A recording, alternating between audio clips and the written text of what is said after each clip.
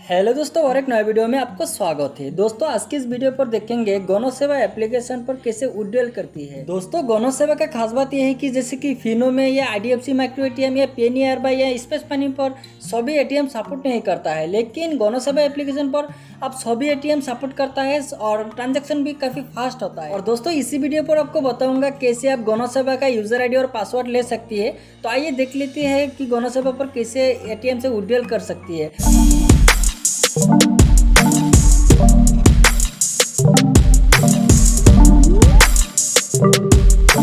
सबसे पहले गनसेवा पर लॉगिन हो जाना है, यूजर आईडी और नीचे यहाँ पर पासवर्ड डाल के।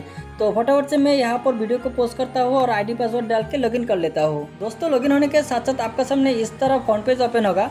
तो यहाँ पर आपको सिंपली से पिन पे ट्रांजेक्शन पे क्लिक करना है और पिन पे ट्रांजेक्शन पे क्लिक करने के बाद आपको यहाँ पर जो एटीएम का स्लॉट है तो आपको इसका अंदर इंसर्ट कर देना है। तो इंसर्ट करने के बाद आपको यहाँ पर सिलेक्ट कर लेना है ट्रांजैक्शन टाइप।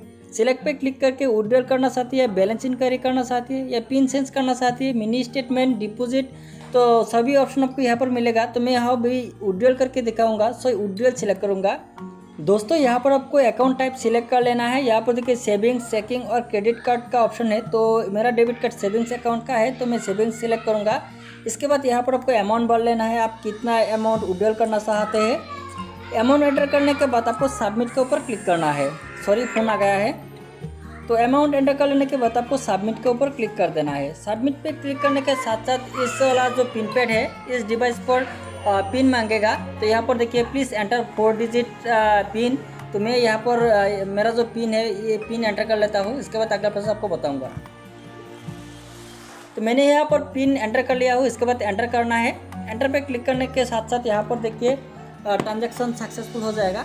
देखिए ट्रांजैक्शन सक्सेसफुल हो गया। ये कितना फास्ट ट्रांजैक्शन सक्सेस होता है। तो इसके बाद आपको ओके कर देना है। दोस्तों ट्रांजैक्शन कंप्लीट हो जाने के बाद डेबिट कार्ड को निकाल लेना है और कस्टमर को दे देना है। इसके बाद आपने अभी जो ट्रांजैक्शन किया है तो आपका वॉलेट पे पैसा आया है कि नहीं, उसके लिए आपको जोनो मोबाइल बैंकिंग एप्लीकेशन ओपन कर लेना है। ओपन करने के बाद यहाँ पर पासवर्ड डाल के आप चेक कर सकते हैं कि वॉलेट पे पैसा आया है कि नहीं। दोस्तों यहाँ पर मैंने पासवर्ड डाल चुका हूँ। तो इसके बाद देखिए लॉगिन हो चुका है। तो यहाँ पर देखिए अमाउंट आ चुका है 10,369। तो आप स्टेटमेंट भी देख सकते हैं। तो इसके लिए आपको यहाँ पर क्लिक करना होगा। अभी जो माइक्रो एटीएम से ट्रांजेक्शन किया है यहाँ पर देखिए माइक्रो एटीएम और ट्रांजेक्शन नंबर और राइट साइड में देखिए यहाँ पर देखिए अमाउंट। दोस्तों आपने देख लिया है गनसेवा पर कैसे विड्रॉल करती है। तो अब बात करती है गनसेवा का यूजर आईडी और पासवर्ड कैसे ले सकती है। दोस्तों आपको भी गनसेवा पर यूजर आईडी और पासवर्ड बना के गनसेवा पर काम करना है। तो आपको गनसेवा का यूजर आईडी और पासवर्ड कहाँ से मिलेगा।